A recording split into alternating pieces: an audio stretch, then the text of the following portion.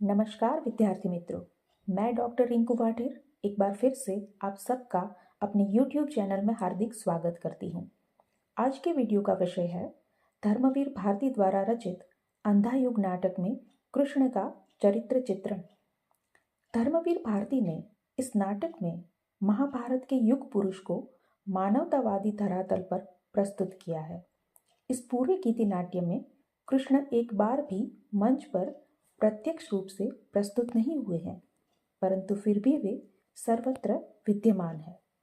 तो आइए हम कृष्ण के चरित्र की विशेषताओं को देखते हैं। भविष्य के रक्षक कृष्ण। अश्वत्थामा जब अपना ब्रह्मास्त्र उत्तरा के गर्भ पर गिराता है, तब विदुर के मुख से कृष्ण के शब्द प्रस्तुत होते हैं। यदि यह ब्रह्मास्त्र गिरता है तो गिरे, लेकिन जो मुर्दा शिशु होगा उत्पन्न, उसे जीवित करूंगा मैं, देकर अपना जीवन देकर भी कृष्ण उत्तरा के गर्भ को जीवन दान देने की बात करते हैं। भ्रूण हत्या के जघन्य अपराध को करने वाले अश्वत्थामा को वह शाप देते हैं और उससे उसकी मणि ले लेते हैं। कृष्ण का दया और करुणा का ये रूप मानव जीवन के भविष्य की रक्षा करता है। कृष्ण का ईश्वरीय रूप। 100 पुत्रों की मृत्यु की असहनीय पीड़ा झेलने वाली गांधारी समग्र युद्ध के लिए कृष्ण को दोषी मानती है।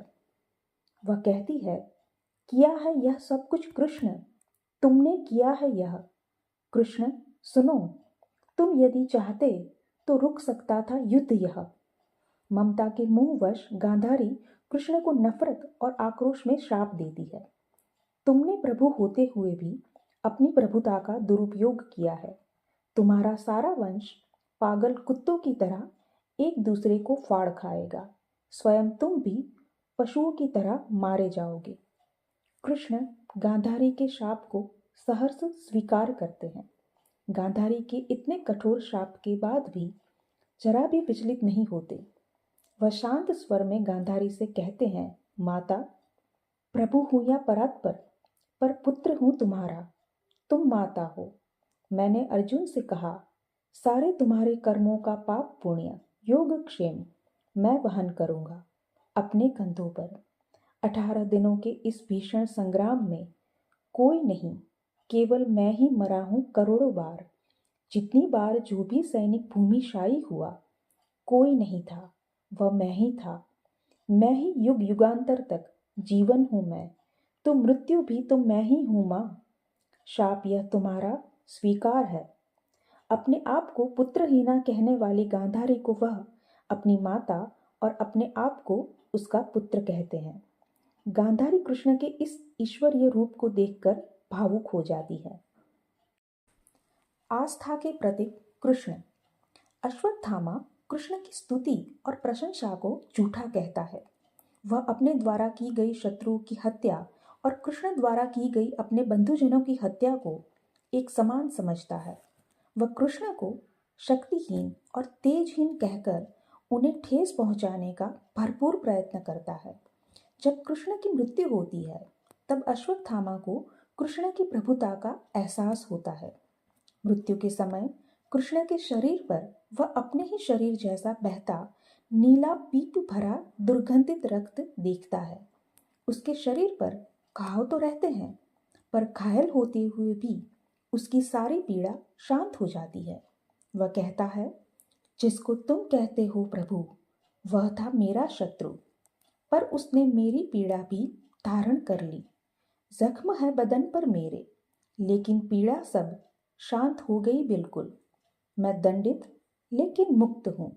मेरा था शत्रु वह, लेकिन कहूँगा मैं, दिव्य शांति छाई थी उसके स्वर्ण मस्तक पर। कृष्ण की मृत्यु के समय अश्वत्थामा उनके स्वर्ण मस्तक पर दिव्य शांति को देखता है। इस प्रकार अनास्था से ग्रस्त अश्वत्थामा में कृष्ण अपनी मृत्यु से भी आस्था उत्पन्न करते हैं। नूतन निर्माण के अभिलाषी कृष्ण। वृद्ध कहता है कि कृष्ण ने मृत्यु के समय कहा था, लेकिन शेष मेरा दायित्व लेंगे बाकी सभी।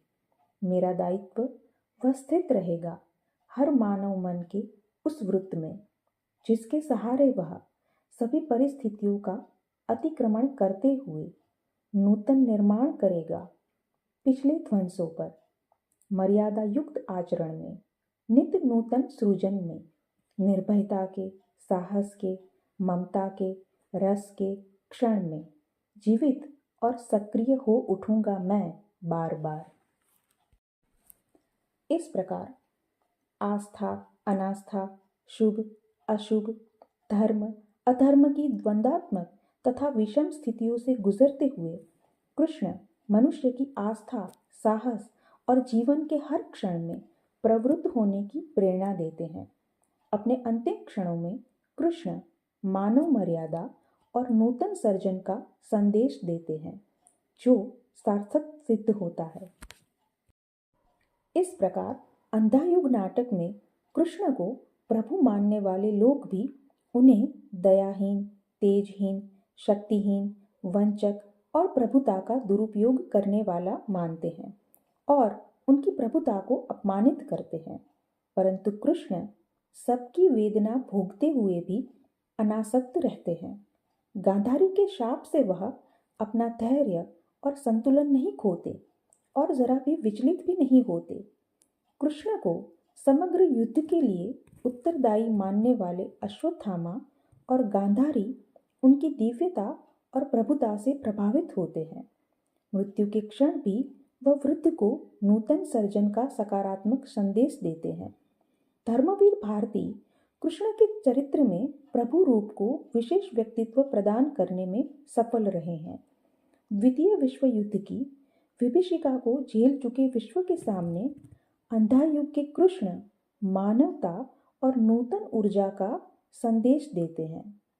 अनेक पीड़ा और वेदना को सहने के बाद भी वह शांत और अनासक्त रहते हैं। उनके चरित्र की यही सारी विशेषताएं पाठक के सामने उभर कर आती है। विद्यार्थी मित्रों, मुझे उम्मीद है कि अंधायुग नाटक में कृष्ण के चरित्र को समझने के लिए ये वीडियो आपके लिए उपयोगी सिद्ध होगा। इस वीडियो को देखने के लिए आपका धन्यवाद।